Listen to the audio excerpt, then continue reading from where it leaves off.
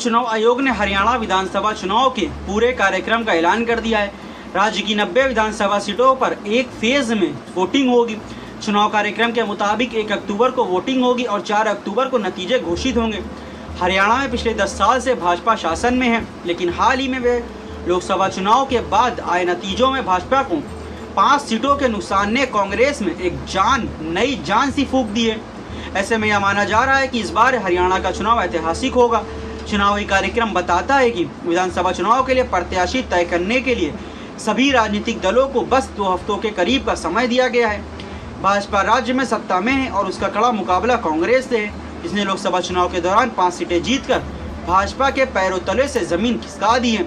दोस्तों, आगे बढ़ने से पहले हमारे यूट्यूब चैनल को सब्सक्राइब करें, साथ ही चैनल को ज्वाइन करके मेंबर भी बने, जिससे आप हमें कुछ आर्थिक मदद भी कर सकते हैं। बढ़ते अपनी आज की खबर की तरफ। हरियाणा चुनाव में भाजपा से आगे है कांग्रेस। सत्ताधारी भाजपा चुनावी रणनीति बनाने को लेकर शनिवार को दिल्ली में एक अहम बैठक करने वाली है, तो दूसरी ओर कांग्रेस कुछ ज़्यादा एडवांस लग रही है। इसकी वजह यह है कि रोहतक से कांग्रेस सांसद दीपेंद्र सिंह हुड्डा और सिरसा से सांसद कुमारी सैलजा जन समर्थन जुटाने के लिए जमीन पर प्रचार में जुट गए हैं। इसके अलावा नेता विपक्ष भूपिंदर सिंह हुड्डा और कांग्रेस प्रदेश अध्यक्ष उदय भान भी अपने अपने लेवल पर चुनावी समीकरणों को साधने में जुटे हुए हैं। हरियाणा विधानसभा चुनाव में कहां खड़ी है भाजपा, कांग्रेस और आम आदमी पार्टी। दोस्तों, आपको ध्यान दिला दें कि हाल ही में हुए लोकसभा चुनाव के भाजपा ने राज्य की 5 सीटें गंवा दी थी और कांग्रेस 0 से बढ़कर 5 सीटों पर पहुंच गई थी।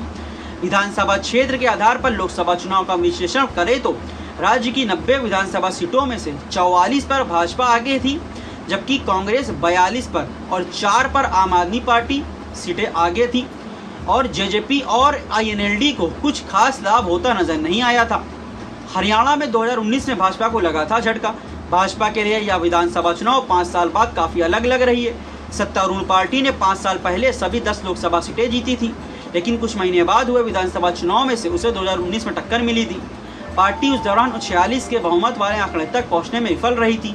पार्टी के हिस्से में 40 सीटें ही आई थी, जबकि 2014 में उसे 47 सीटें मिली थी। 2019 में से सीएम मनोहर लाल खट्टर की कैबिनेट के कई मंत्री तक हार गए थे। भाजपा ने 2019 में जेजेपी से गठबंधन किया था, लेकिन 4.5 साल तक 2024 की शुरुआत में यह गठबंधन तोड़ लिया। इसके अलावा भाजपा ने मनोहर लाल खट्टर की जगह नायब सिंह सैनी को मुख्यमंत्री बना दिया, ताकि सरकार के नए क्लेवर के साथ चुनाव में भेजा जाए और सत्ता विरोधी लहर का असर कुछ कम हो सके। कांग्रेस को लोकसभा चुनाव ने दी है बड़ी उम्मीद। अगर बात कांग्रेस की करें तो लोकसभा चुनाव में 5 सीटें जीतने के बाद कांग्रेस को नई उम्मीद मिली है। कांग्रेस की उम्मीद है कि वह भाजपा को सत्ता से हटाने में कामयाब हो सकती है। हालांकि कांग्रेस को अगर सत्ता में आना है तो उसे पार्टी में आंतरिक कलह को खत्म करना होगा, जो कि राज्य के स्तर पर विभिन्न गुटों में बटी हुई है। आम आदमी पार्टी और अन्य पार्टियां बिगाड़ेंगे किसका खेल। खास बात यह है कि इस बार आम आदमी पार्टी भी राज्य में विधानसभा चुनाव लड़ने का ऐलान कर चुकी है। पंजाब के मुख्यमंत्री भगवंत मान ने लेकर दिल्ली के मुख्यमंत्री अरविंद केजरीवाल की पत्नी सुनीता केजरीवाल के नेतृत्व में आप राज्य में चुनाव प्रचार कर रही है। इसके अलावा अभय चौटाला के नेतृत्व वाली इनेलो और गोपाल कांडा के नेतृत्व वाली हरियाणा लोकहित पार्टी भी चुनावी मैदान में ताल ठोक रही है। गोपाल कांडा ने भाजपा सरकार को समर्थन दे रखा है। वहीं बीएसपी भी इस बार राज्य में दमखम के साथ चुनाव लड़ने का ऐलान कर चुकी है। दोस्तों, आपको आज का वीडियो कैसा लगा नीचे कमेंट करके हमें जरूर बताएं और हाँ, वीडियो अच्छी लगी इस वीडियो को लाइक और शेयर करना ना भूलें। साथ ही इसी तरह की और राजनीतिक खबरों को देखते रहने के लिए हमारे साथ इस यूट्यूब चैनल को सब्सक्राइब कर ले और जुड़े रहे। दोस्तों, फिर मिलेंगे कुछ और अन्य खबरों के साथ। अभी के लिए हम इजाज़त दें। जय हिंद।